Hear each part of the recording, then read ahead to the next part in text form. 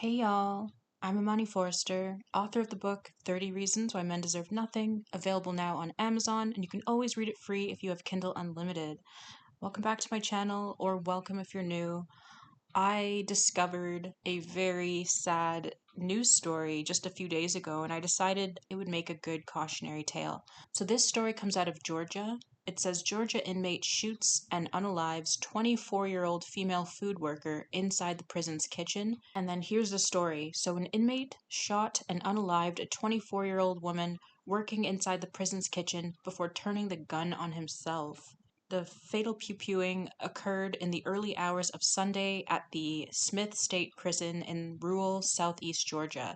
J. Dracus Hart shot the female food service worker at around 4:30 a.m. in the prison's kitchen. The kitchen worker, an employee of the food service company Aramark, was named as Orion Shiva Grace. The Georgia Department of Corrections is investigating. Actually, there is an update to this story, so I'm going to read a second article to you guys in a minute. So they say that the weapon is in GDC custody at this time, and a complete and thorough investigation of what led up to this tragic incident will be carried out, the department told The Independent. The GDC special agents are responding and are providing staffing support to the facility. Hart was serving 20 years for voluntary manslaughter in Carroll County, so he was already in prison for unaliving people. Okay, with a maximum release date of June 2043.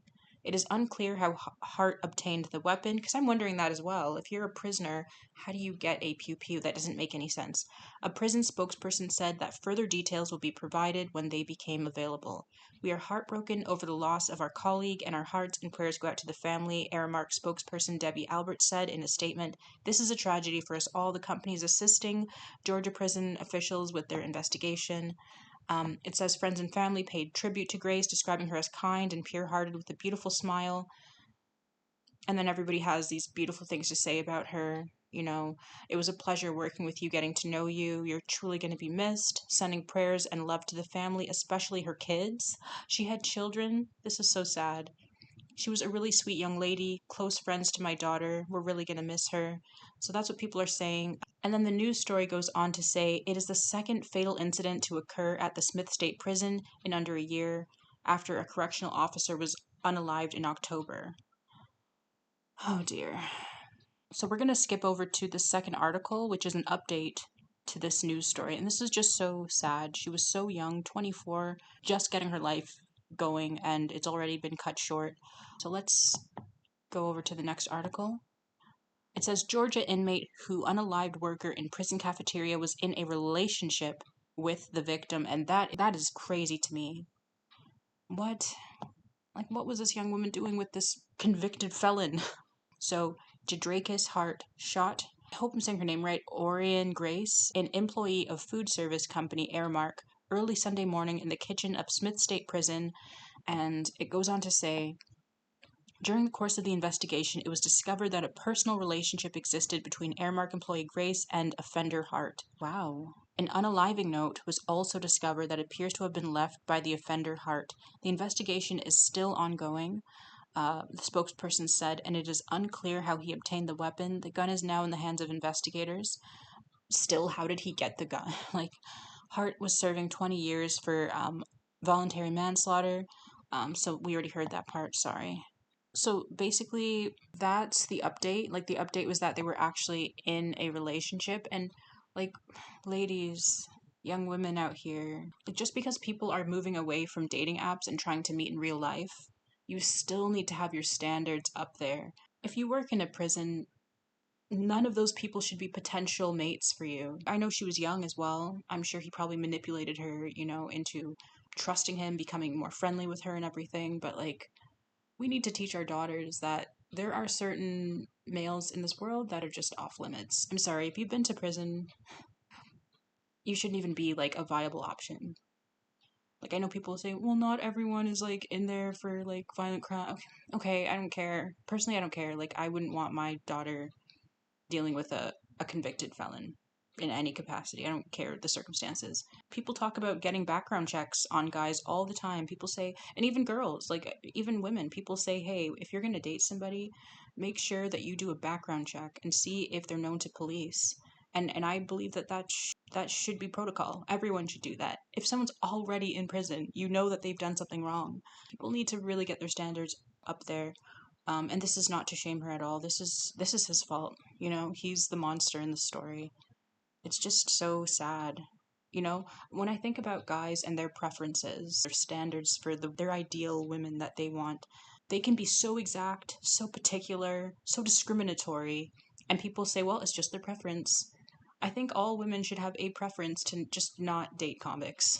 Like I don't think that's insane. The bar is in hell right now for like dating standards. He was looking at a maximum release date of 2043. People who commit heinous crimes and spend a lengthy period of time in prison, you can see that they don't have any sort of self-preservation. You can also see that they don't have a lot of self-control. Like there are certain things that you can assume about people who go to prison for lengthy periods of time, and especially for certain crimes. Like there are certain personality traits that you can kind of just deduce and that you shouldn't want around you. That being said, the fact that such a dangerous person was able to be so close to a staff member who is not like a correctional officer or a security guard, it just goes to show that that prison seems pretty unsafe. The correctional officer was already unalived last year. Like, this is not a safe place. I hope her family sues the heck out of this prison. Like, this prison, if you can't properly control your inmates, you don't even know where he got the pew pew from. I think maybe this place should be shut down or something, or it maybe needs to be reformed, or something needs to happen. But they need to be sued because someone should not be cooking in the kitchen and someone runs up on them and unalives them as a prisoner. Like, where are the guards? Where's security? This is insane. I feel very sad for this young woman. She has children who are going to miss her terribly, her family, of course, and friends. This is a cautionary tale. And I don't think people on this channel need to, hopefully, they don't need to know this, but if you know any young women who are into the bad boys or want to be the nice girl and give every guy a chance, and especially young black women too. I know a lot of people say like, oh, well, I want to date within my race, and it can be really difficult to find, guys who are eligible, who are interested, because so many are either dating out or, they're incarcerated or whatever. Look for a good person in this life.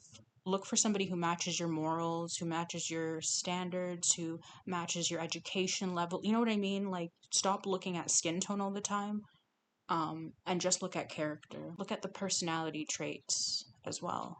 Like I said, somebody who has been to prison for a long period of time, oftentimes there are personality issues, there are personality disorders that are present in this person, whether it's anger management problems or something. Prisoners and ex-convicts, for the most part, they should be completely off limits. I know I'm repeating myself now. I'm going to end the video here. I just thought this was a really sad story that I just want to share on the channel. Definitely share this video with anyone you think needs to hear it. Leave your comments below as well. And yeah, thanks so much for watching. If you're not already subscribed, don't forget to subscribe. I'll see you in the next one.